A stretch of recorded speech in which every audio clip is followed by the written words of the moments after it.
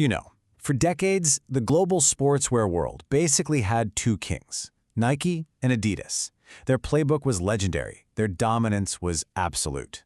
But when they came to India, one of the biggest, most explosive markets on the entire planet, they weren't just challenged, they were completely beaten at their own game. So how on earth did that happen? Let's break down this incredible business battle. And that's the big question, right? This is a total masterclass in strategy, in culture, and most importantly, in really understanding your customer. How did a brand that was always kind of seen as third place manage to topple these giants on such critical turf? The answer is, well, it's not what you'd expect. Okay, so let's set the stage.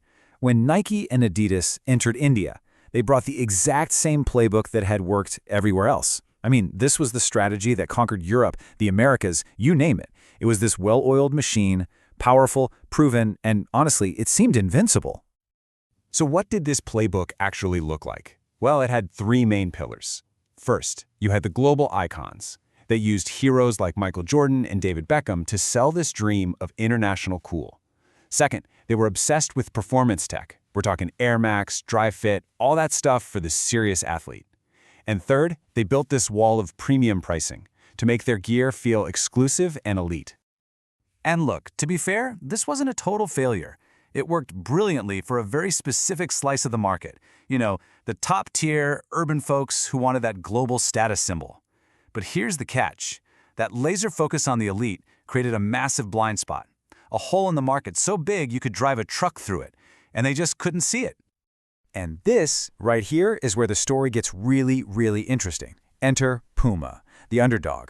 They took one look at that global playbook, basically threw it in the trash, and decided to write their own rules. They built a strategy from the ground up, specifically for India. Let's break down their four-point attack, because this is where the magic really happens. Instead of global superstars, they went for local passions. Instead of focusing only on high-performance gear, they totally embraced style.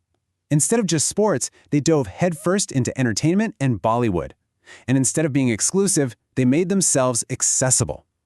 Every single one of these moves was a direct counter to the giant's strategy. This was the masterstroke. While Adidas had the legend Sachin Tendulkar, Puma made this incredibly bold bet on the future. They signed a young, fiery Virat Kohli. And in doing that, they weren't just signing a cricketer, they were signing on to a symbol of a new India. An India that was ambitious, confident, and completely unapologetic. As Kohli's star just exploded, so did Puma's.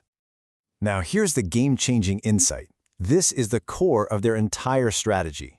Puma realized that while Nike and Adidas were fighting this epic battle over the 1% of serious athletes, they were completely ignoring the other 99% of people. You know, the people wearing sports shoes to college, to the mall, just to look cool. This shift to what we call athleisure wasn't just a small change, it was a total revolution. So, a quick recap before we see the final clash. Puma's strategy was genius because of its simplicity. They tapped into what you could call the holy trinity of Indian culture. The absolute religion of cricket, the glamour of Bollywood, and that powerful, powerful desire for a lifestyle that feels premium but is still actually within reach. Okay, time for the main event. What happens when these two radically different strategies finally collide in the marketplace? This is the ultimate clash of titans, the global one-size-fits-all blueprint versus the tailored local master plan. I mean, this table just says it all, doesn't it? Look at the target audience. Puma went for the everyday person, the youth, while the giants focused only on the elite athlete. Look at the ambassadors. Puma chose Indian heroes, while the giants stuck with global legends. And the core message? Puma was selling a lifestyle, a vibe. Nike and Adidas were selling performance. They weren't just speaking different languages, they were living in completely different worlds. I absolutely love this quote from one of the articles we reviewed because it just nails the dynamic perfectly. Nike and Adidas were playing a slow, calculated game of chess on a familiar global board. But Puma? Puma was playing Kabaddi, a fast, physical, and quintessentially Indian game that the giants just didn't understand how to play. So, after all that strategy, all the battles, who actually came out on top? Well, let's take a look at the scoreboard. And yeah, the numbers do not lie. Puma didn't just compete, they completely took over. They stormed right to the top of the market, leaving the two global titans playing catch-up. This chart right here is the ultimate proof of how powerful their localized strategy was. But here's the twist. This war is far from over, okay? The Giants have been humbled, for sure, but they are not beaten. They're learning, they're adapting. Adidas struck back by getting the rights to the official Indian cricket team jersey. That's a huge deal. And Nike's doubling down on that cool factor, building an exclusive community with its SNKRS app. So yeah, the game is definitely still on. So, what is the big lesson here? What's the ultimate takeaway from this epic battle? What's the secret sauce that let an underdog completely rewrite the rules of the game? Here it is, the most important point of this whole story. Puma knew. They absolutely knew. They couldn't out Nike. They couldn't be cooler. They couldn't spend more on innovation. They couldn't be more global. So they just refused to play that game. They won by being more Indian. They didn't out Nike them. They out India'd them. And that is the ultimate lesson for any business. In a market as vast and as vibrant as India, having a big global name isn't enough. Victory belongs to the brand that gets the local soul.